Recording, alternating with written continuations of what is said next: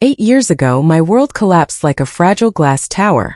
My husband, Lucas, and his family, his mother, Eleanor, and his sister, Olivia, stood in the marble foyer of their sprawling estate, the air thick with judgment. Eleanor's eyes were as cold as winter as she handed me a worn suitcase. "You're no good to us anymore," she said, her voice sharp enough to cut through my soul. "A woman who can't bear a child is like a garden that's gone bare and useless."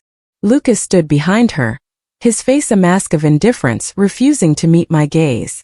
I'd poured my heart into our marriage, but in that moment, I was nothing more than a failure in their eyes. They forced me out of the only home I'd known as his wife, leaving me with a bag, $50, and a wound that felt like it would bleed forever. Let's rewind to the day it all began to unravel, a moment etched in my memory like a scar. I sat in Dr. Patel's office, my hands gripping Lucas's so tightly my knuckles ached. The sterile room felt like a courtroom, and the test results on her desk were my verdict. Dr. Patel's voice was gentle but heavy, like she was delivering a death sentence.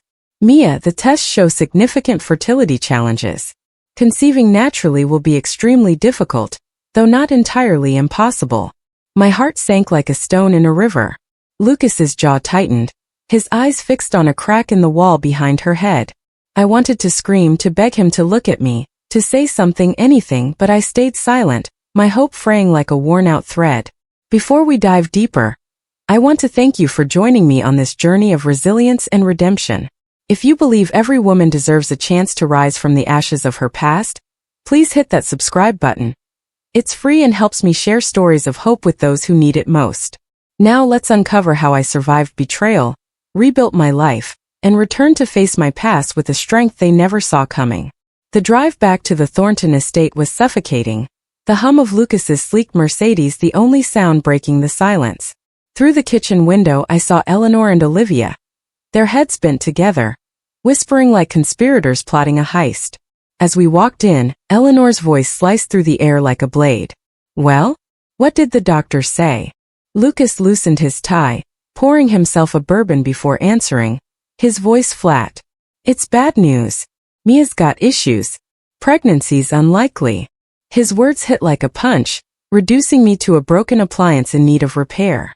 Olivia set her teacup down with a delicate clink, her eyes glinting with curiosity and a hint of smugness.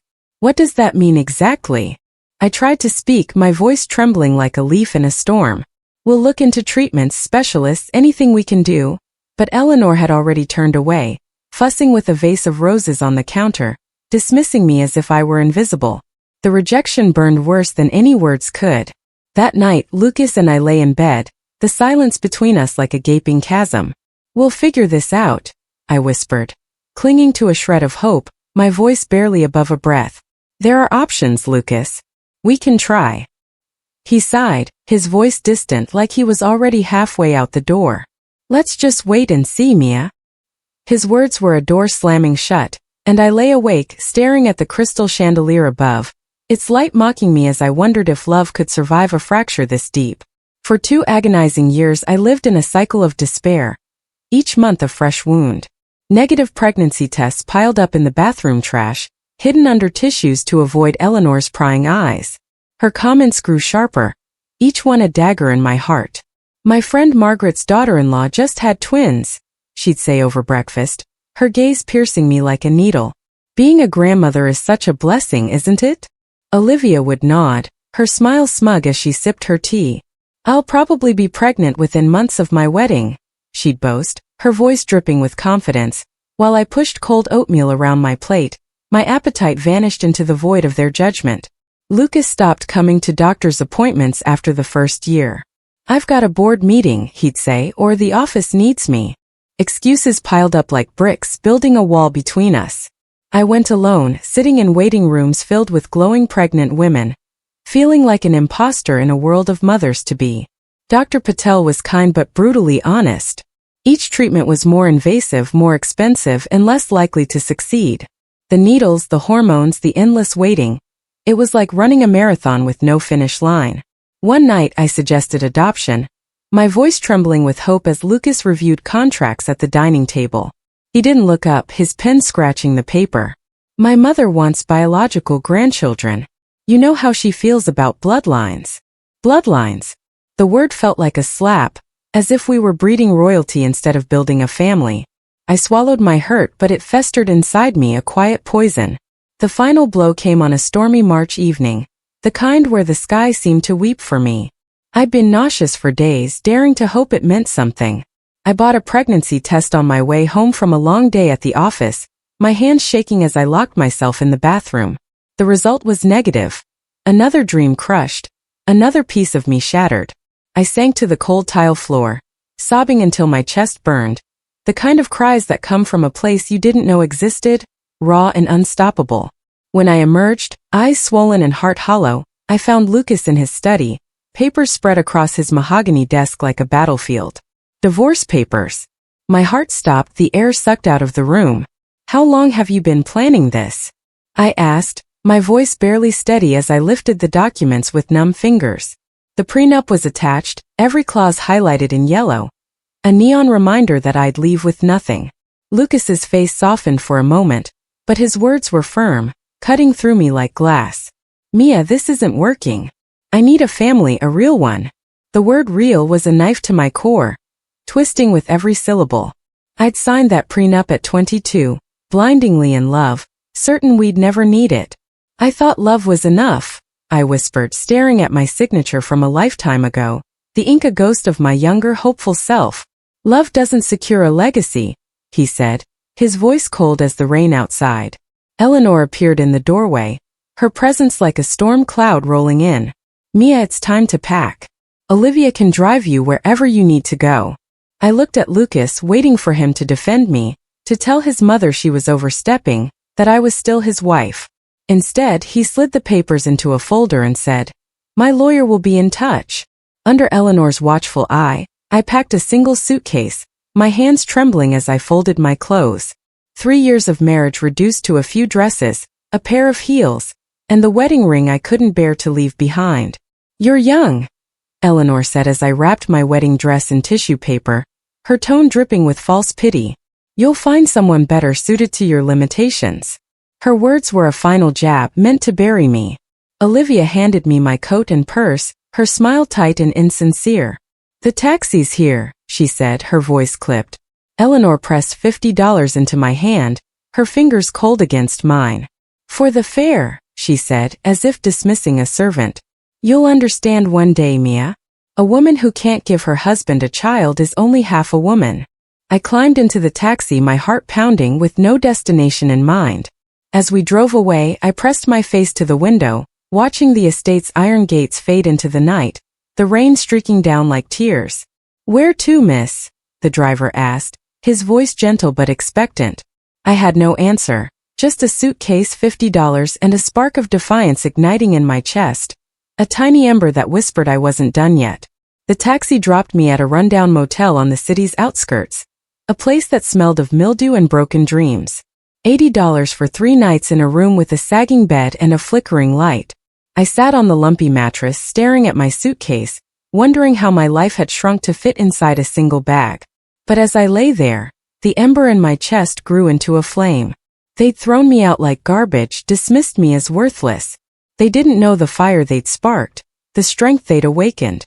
I wasn't just going to survive, I was going to rise.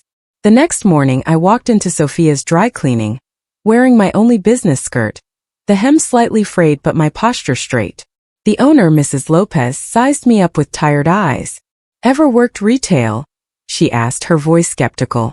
I lied, my voice steady despite the knot in my stomach. "Yes, ma'am." She tossed me a faded apron, its strings worn thin. $10 an hour cash. "Start now." My first customer dropped off a cashmere coat worth more than my old monthly grocery budget. My hands trembled as I tagged it, memories of my walk-in closet at the Thornton estate flooding back. Silk dresses, designer bags, a life that now felt like a dream I'd borrowed.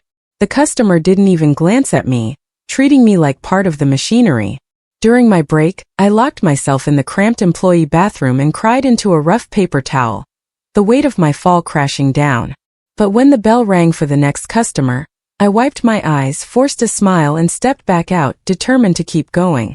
That night, I found a tiny studio apartment for $500 a month in a building that smelled of old paint and regret. The landlord, Mr. Wong, raised an eyebrow at my lack of references, but 4 months' rent in cash, scraped together from my last savings, changed his mind. The apartment had a dripping faucet, a window that wouldn't close properly, and a radiator that clanged like a ghost rattling chains. But it was mine, a small corner of the world I could claim. I bought a second-hand mattress from a thrift store and dragged it up 6 flights of stairs alone, my arms aching but my spirit stubborn. The previous tenant left behind a chipped teapot and a single bent fork. I ate instant noodles on the floor, sitting cross-legged, whispering to the cracked ceiling. This is temporary. They don't get to define you. Mrs. Lopez noticed my hustle. No sick days, always staying late to organize receipts and balance the books. You're too sharp for this place, she said one evening as we locked up, her voice a mix of curiosity and respect. What's your story, Mia? I couldn't tell her about Lucas, the prenup, or the way Eleanor's words had branded me. So I just said, starting fresh. She nodded as if she'd heard that story before, and slipped me an extra $40 for groceries, her eyes soft with unspoken understanding. 7 months later I saw a help-wanted sign at Willow Books, a cozy bookstore with creaky wooden floors and the comforting smell of old pages. The owner, Mrs. Carter, a woman with kind eyes and a sharp mind, hired me after I alphabetized a shelf faster than her best employee. $11 an hour, she said, and you can read during slow periods. It was a small victory, but it felt like a lifeline. Still, 2 jobs weren't enough to cover rent, food, and the weight of my dreams. I took a 3rd job cleaning offices at night, scrubbing floors and emptying trash bins until 3 a.m., my body aching but my resolve unbroken. On weekends, I worked catering gigs, serving champagne and canapés to people who reminded me of Lucas's social circle, wealthy, polished, and completely blind to me. One evening at a glittering corporate gala in a downtown skyscraper, I overheard 2 women complaining about paying $1,500 a week for their nannies. I refilled their wine glasses, my hand steady despite the sting of their words. They spent more on childcare than I earned in a month, and the irony wasn't lost on me. I'd once been part of their world, hosting dinner parties in the Thornton Estates dining room, laughing with guests who now looked right through me. The realization lit a fire in my chest.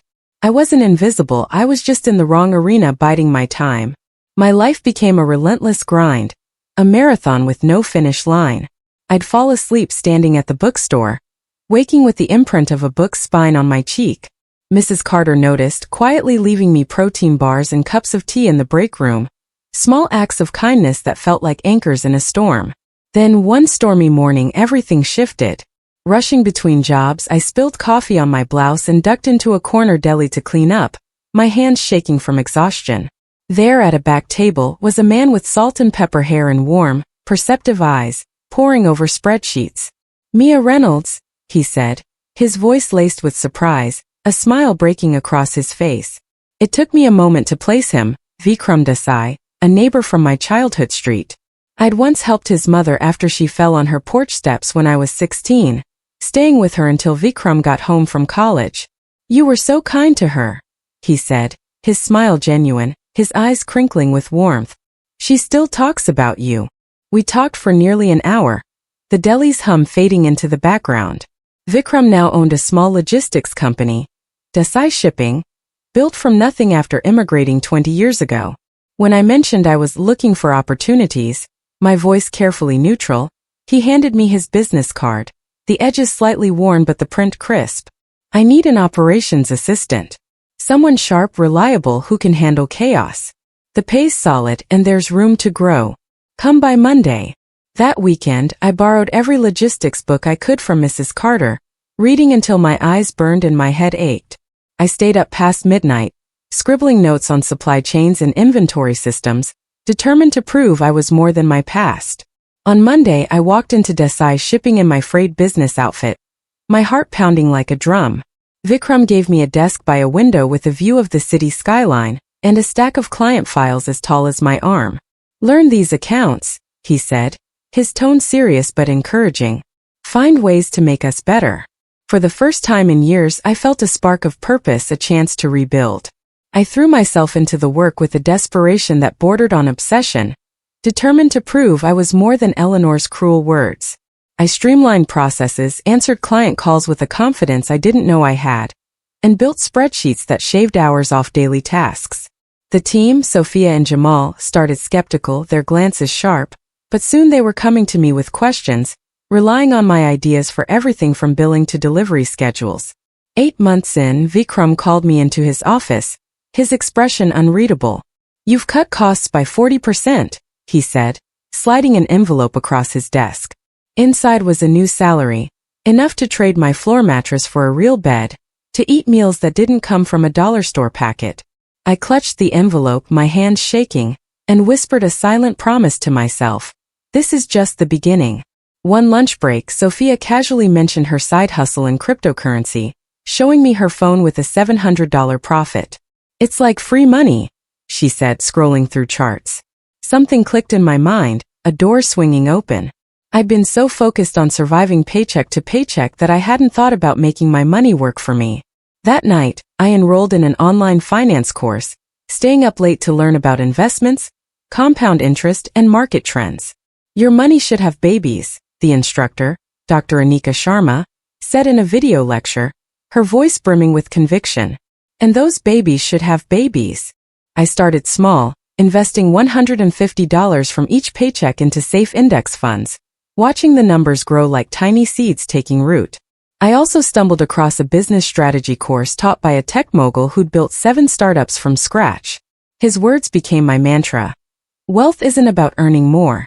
It's about keeping and growing what you have.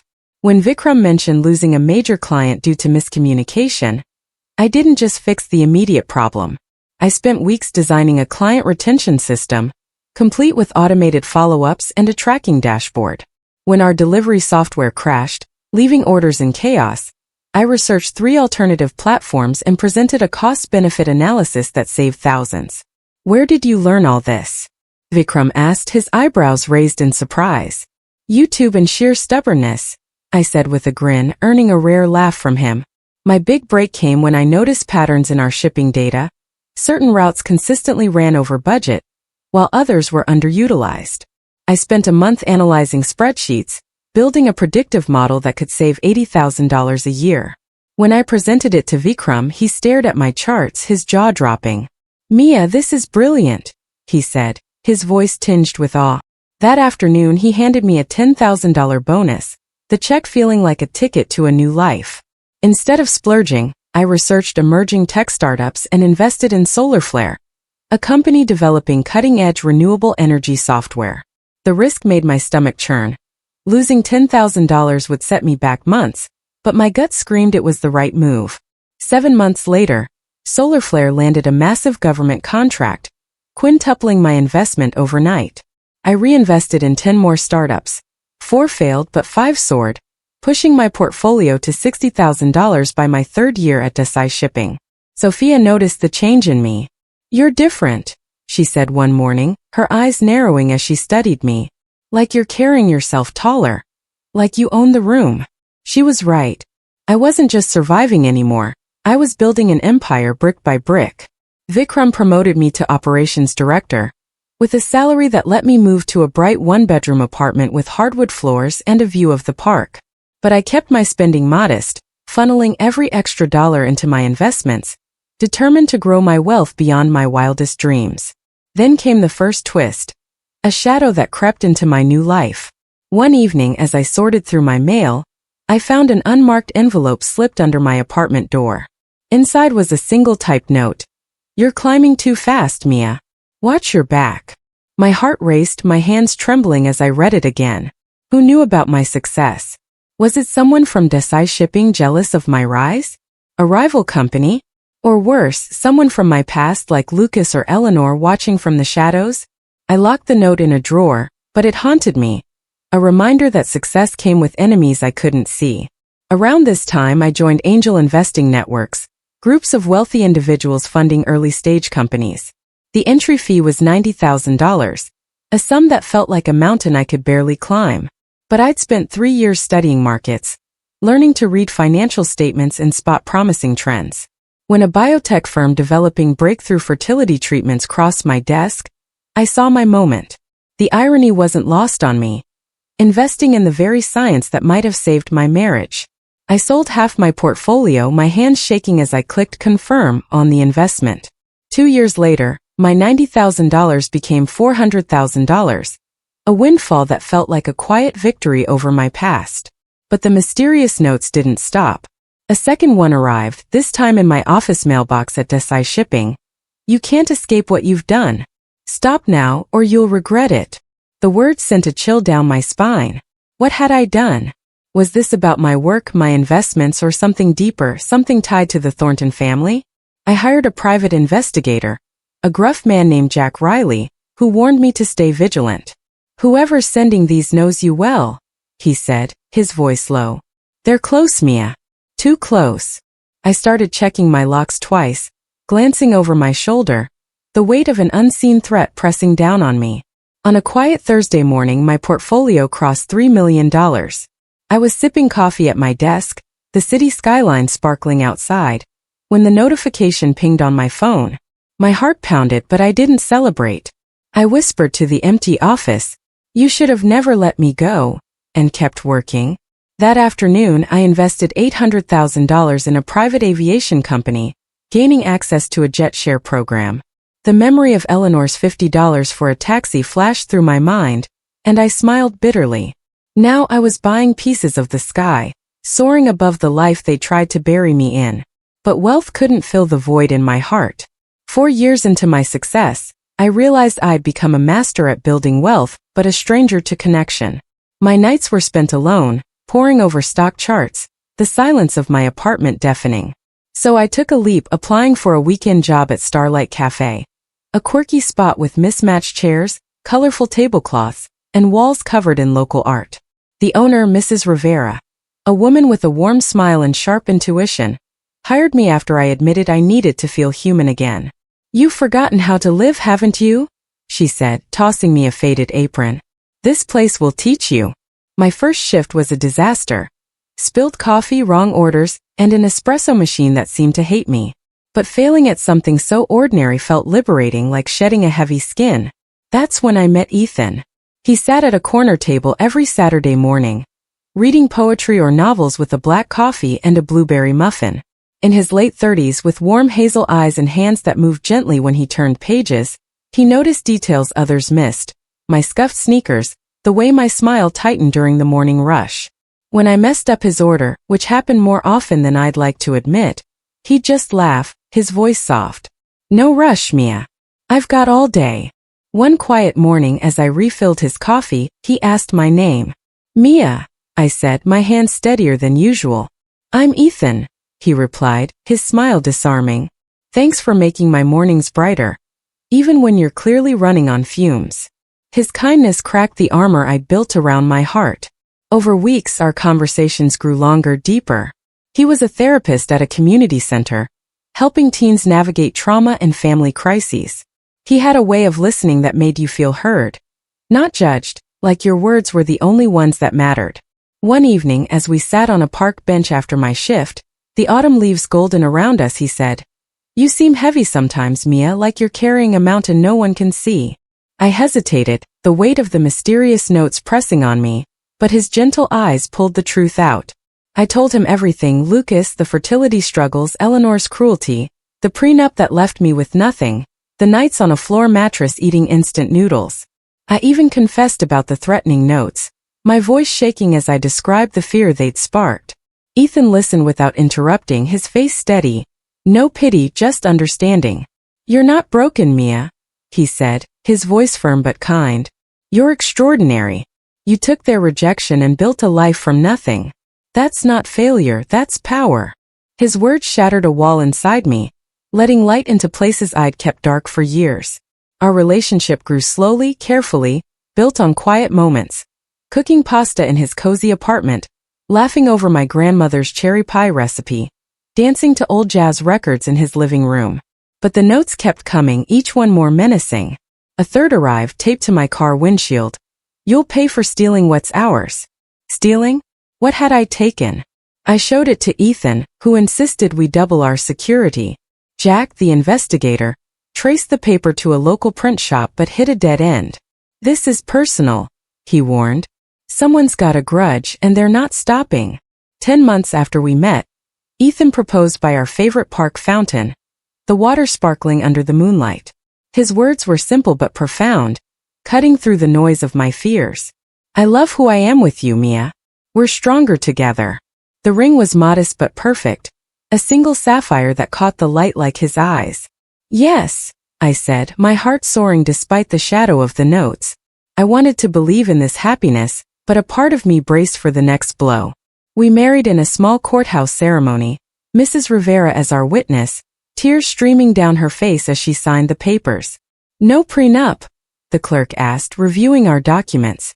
We looked at each other and laughed, the sound light and free. None, I said, squeezing Ethan's hand. We're all in. Dinner followed at Starlight Cafe, where Mrs. Rivera closed early to cook us her famous empanadas, the room filled with warmth and laughter. It was everything my first wedding wasn't, real intimate hours. But the threats didn't stop. A fourth note arrived, slipped into my purse during a shift at the cafe. You can't hide forever. We know your secrets. My blood ran cold. Secrets? Did this have to do with my investments, my success, or something buried in my past with the Thorntons? Jack dug deeper, uncovering a lead. A disgruntled former Thornton employee, James Carter, who'd been fired for fraud during my marriage. Had I unknowingly played a role in his downfall? The uncertainty gnawed at me, but I refused to let it derail my life. 2 years after our wedding, a miracle arrived, shifting my world in ways I never expected. I was reviewing investment reports at my desk when a wave of nausea hit, so sudden I nearly dropped my laptop. I bought a pregnancy test that afternoon, my hands trembling as I locked myself in the bathroom, memories of countless negative tests flooding back. When 2 pink lines appeared, I stared in disbelief, my breath catching in my throat. This couldn't be real. After all those years, all those failures, was this possible? I took 3 more tests, each one confirming the impossible. When Ethan came home, I handed him the test, my voice barely a whisper. Is this real? His face lit up, tears streaming as he pulled me into his arms, his voice thick with joy. We're going to be parents, Mia.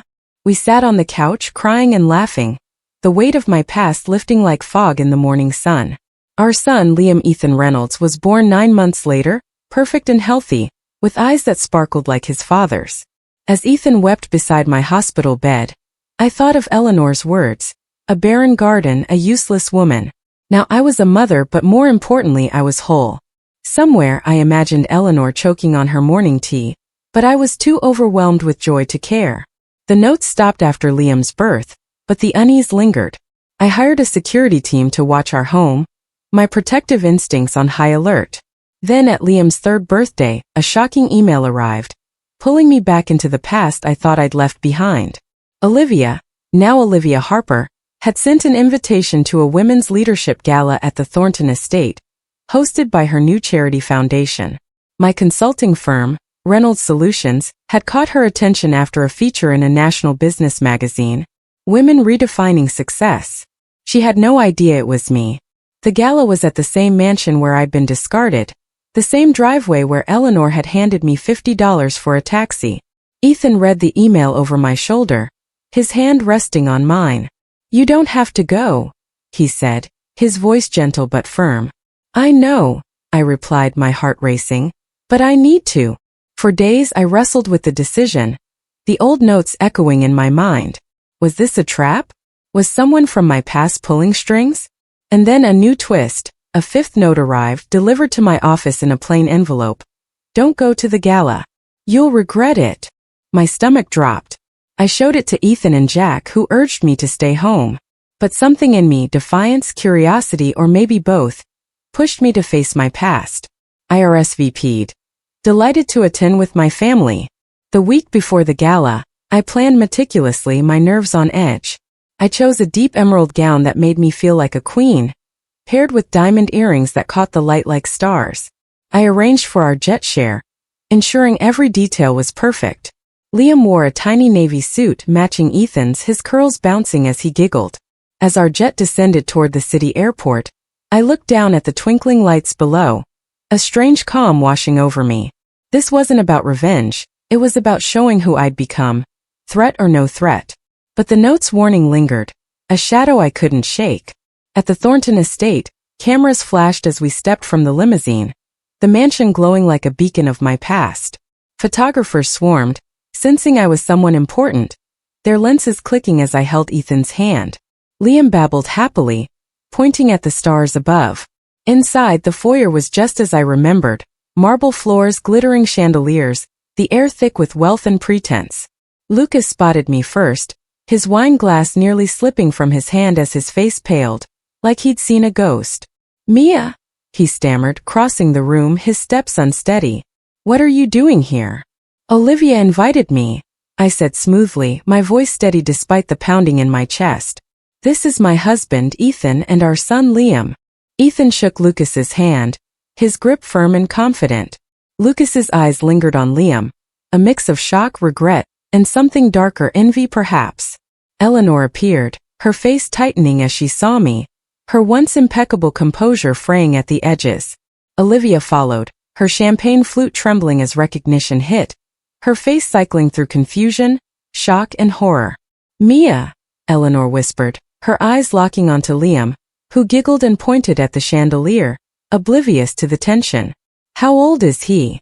"3, Ethan said, his voice warm with pride. Eleanor's face fell, her lips parting as she calculated the years, realizing I defied her cruel prophecy. I leaned in, my voice soft but sharp as a blade. "How's that barren garden now, Eleanor?" Olivia spilled her champagne, the golden liquid staining her silk gown, her hands shaking as she stared at the mess. The party buzzed on, guests mingling and laughing, oblivious to the silent earthquake rippling through their hosts' lives. But then a heart-stopping moment.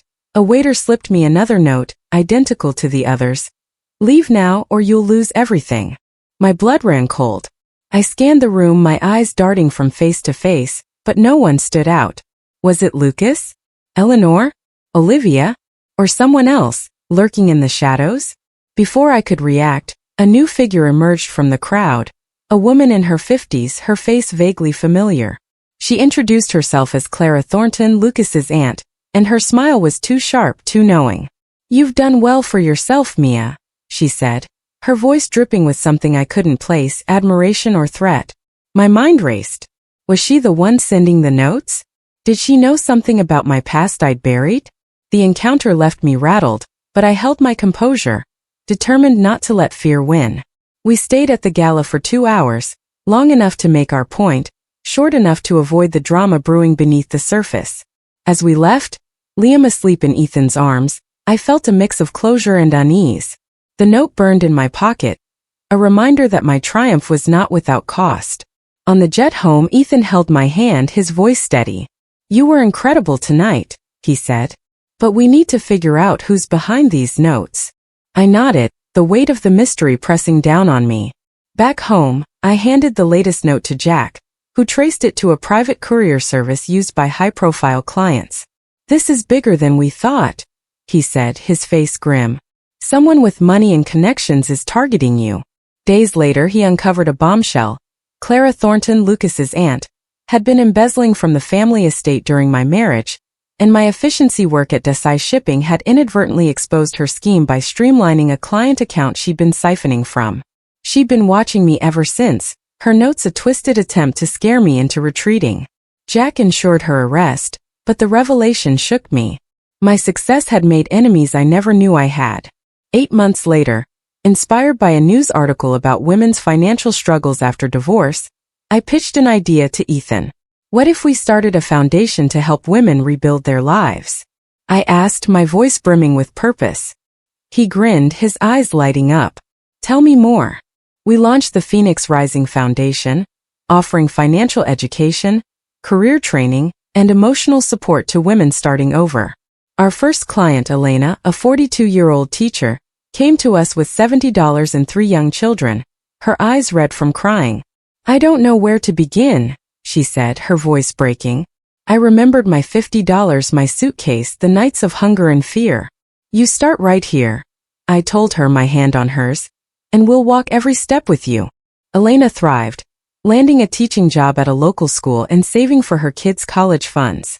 Liam took his first steps in our foundation's office, toddling between conference rooms as I taught budgeting workshops and Ethan led support groups. By Liam's 4th birthday, we'd helped 600 women rebuild their lives. Each story a thread in the tapestry of my healing. But another twist awaited. One that would shake the foundation to its core. One afternoon, while reviewing applications for our scholarship program, I came across a name that stopped me cold. Rebecca Thornton, Lucas's cousin, recently divorced with twin daughters. Her application was desperate. Her savings drained, her confidence shattered. "What do you want to do?" Ethan asked, his voice steady but curious. I thought for a moment, the weight of my past pressing down. "Help her," I said.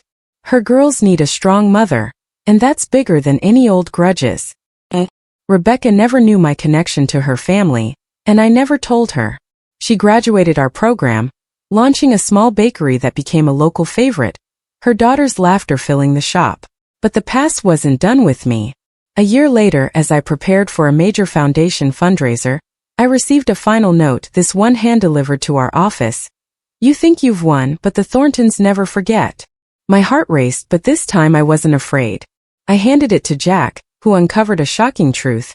Eleanor had been funding Clara's legal defense, believing I'd orchestrated her downfall. It was a desperate attempt to cling to control, but it backfired. The publicity from Clara's arrest exposed the Thornton family's financial mismanagement, tarnishing their reputation and leaving Eleanor humiliated.